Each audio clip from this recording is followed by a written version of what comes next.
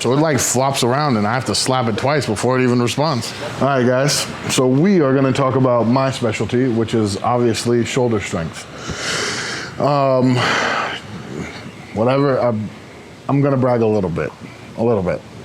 I've got really strong shoulders, and I will have the Log World Championship in January. I have the American Championship, American log press record I've had for 3.5 years. I was in the middle of breaking the actual log record when I did this. So I may have a weak bicep, or I had a weak bicep, but now that thing's titanium, and I'm basically gonna be like the Terminator out there, just locking shit out like it's nothing. So I've got some secret little hacks for you, and we'll talk about my training and what makes me a little bit different than most people as far as when it comes to my magnificent shoulder strength. I feel like Jerry Lawler when I talk like that. That's a good one. I like that. Jerry Lawler. So, for log training, as well as axle, dumbbells, not so much, but log and axle, I do as much strict pressing as possible. I don't believe in the jerk. The jerk has only worked.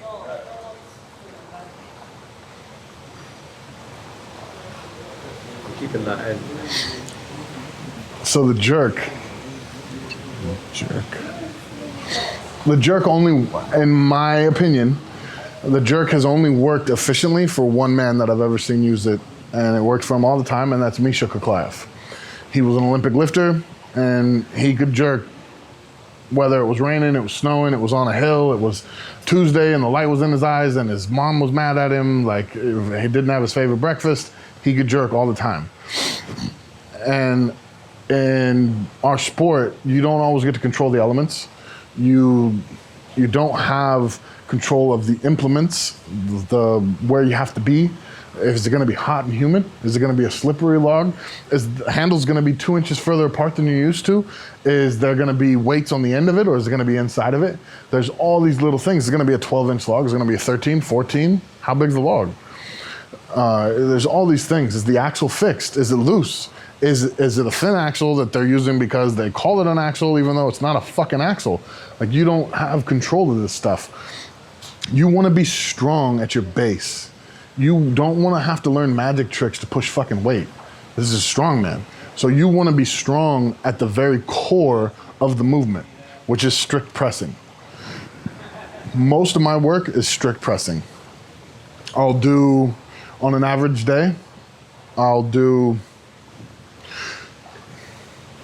5 sets of 3 at 70, 75%, maybe 80. And I'll do as many of those strict as I possibly can. Then I'll drop weight, I'll go down to 40, 50%, and I'll do 2 AMRAPs. AMRAPs is as many reps as possible, okay? I'll do 2 AMRAPs, and I'll do as many without any leg press as possible until I need legs, and then I'll start using my legs. And I do it with one arm, just like this. I push the whole fucking log with one arm. Anyways, so the reps at the end are a huge deal, huge. A lot of people don't do that stuff. That's the hard stuff. It's hard to work heavy, to be beat up and tired, and then to take weight off the fucking bar that you've earned. You've earned that weight on that bar. To take that weight off in front of everybody in the gym who's staring at you because you're the big motherfucker with the beard in the corner, and make yourself look stupid with light weight, that's hard to do. But that's what it fucking takes. I do the same thing with bench. I'll do suicides with bench all the way down to where it's just the bar, and the bar feels heavy. And yeah, I know that the cute girl with the nice butt who was thinking about blowing me, she doesn't even want it anymore, right? She walked away. I'm benching a bar and shaking. Bye-bye, Miss Cute Butt. But that's what Strongman is. I got the camera guy laughing. I got him good. Anyways, the other thing, God, I'm gonna keep talking so you can't edit this out. The other thing that I like to do, I like to separate the clean and the press. That's a huge deal. Something I learned in football is you break things down into separate movements. So the clean and the press and the log both are huge variants. A lot of guys, they'll It was a good one. Miss Cute Butt. Come on. Everybody wants Miss Cute Butt. A lot of guys, they'll have an issue with one or the other. Like, they'll be able to clean a zillion pounds, but their shoulders aren't strong enough to press. Or they'll be able to press the world, but the clean, man, once it gets heavy, it's really, that's all they got. You want to be efficient in both. I've never had a show where they handed me a log up here and I went like that. I haven't. I mean, I'm sure they exist. I just haven't done one. So I separate the movement. So on that same day where I do 5 sets of 3 out of the rack, I will do 5 sets of 3 at 90% on clean. I always go heavier on my cleans. I want that weight. I want it to struggle on the way up because I want that efficiency to last in a show. When I'm tired, when it's 60 seconds and I got as many reps as possible, or when it's three choices on weight and I'm gonna do a max, I want to know that I'm cool with that clean. I don't want to fail because I didn't bust my ass on the clean because it's not fun and it doesn't make Miss Cutie Butt call me. Like I would rather work my ass off and look stupid and win. And that's one of the big things. A lot of guys don't want to look weak and they don't want to look stupid. And the rep work, you need it. You fucking need it. I love doing drop sets. I love just work, you know. Somebody asked me a long time ago when I was in China, he asked me, so what's the trick about, how do you get better at log press? And I was sitting there, I was pissed off because I was eating and he was trying to talk to me. And so I was like, with food in my mouth, I was like, you want to be better at log press, you press the log more. And the truth is that's an actual answer.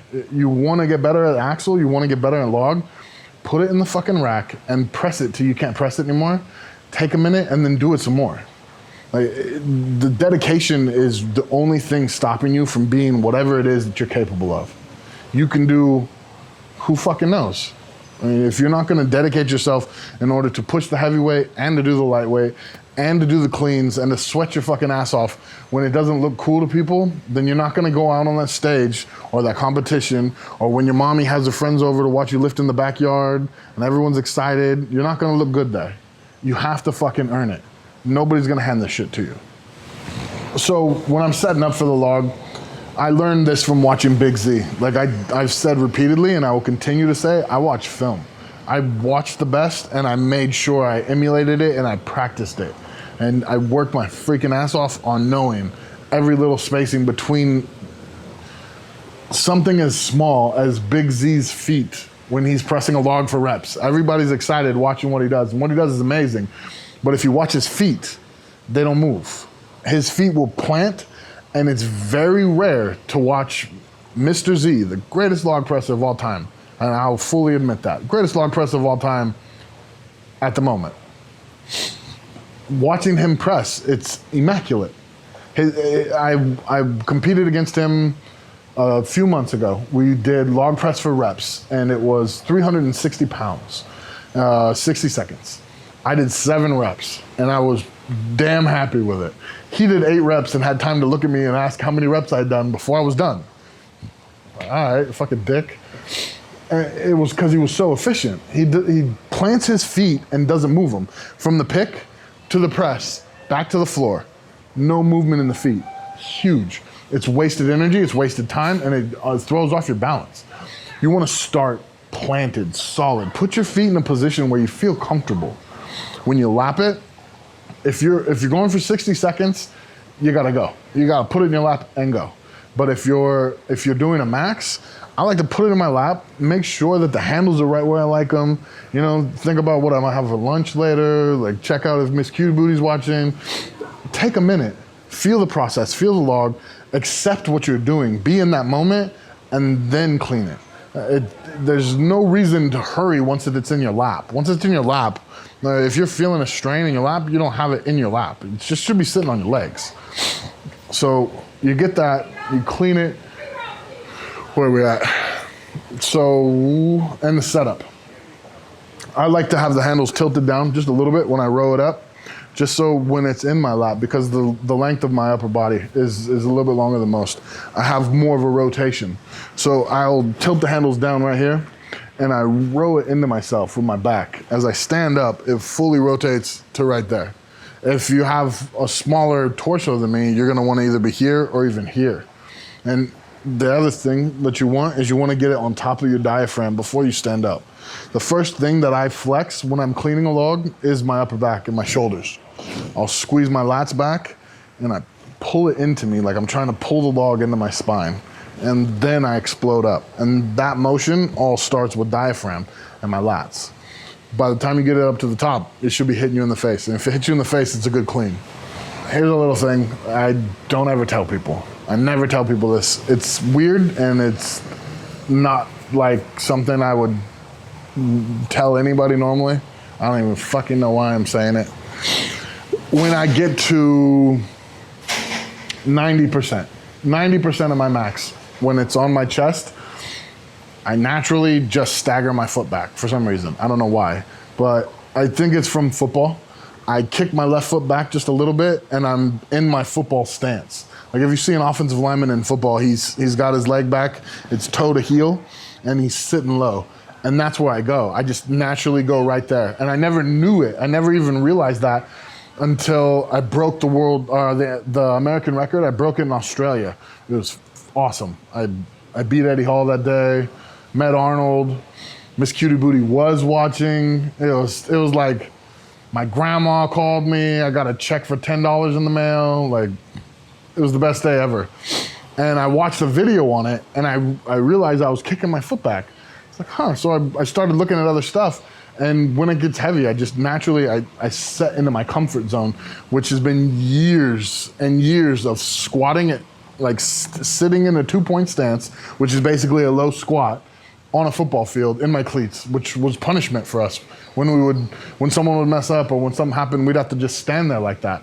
And that's my comfort zone. That's my home. When it's heavy, I just find that little spot and I'm there. And it's helped a lot. It gives a lot of drive off of the front leg. For me, I'm balanced in that because I'm so used to being in that position. It's, I mean, something I've shown a couple people. I think I've shown 3 people, and 2 of them liked it, and 1 of them just wasn't having it. He wasn't having it.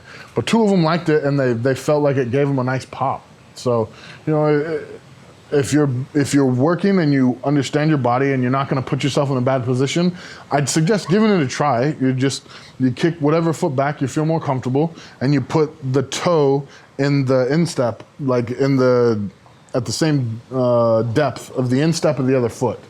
So that way it's just, you know, toe to instep. It's shoulder length apart, normal length, whatever it is. And, you know, just give a nice little drive off that front leg. It's something I just randomly did. And I still do it to this day. I'll be doing it in January when I break the world record. So if you guys have any other questions or you want to tell me how pretty I am, you want, I don't know, something else ridiculous for me to say, then just drop a little thing, drop a question, comment, whatever, just whatever you want to put, and we'll talk about it in the next little video.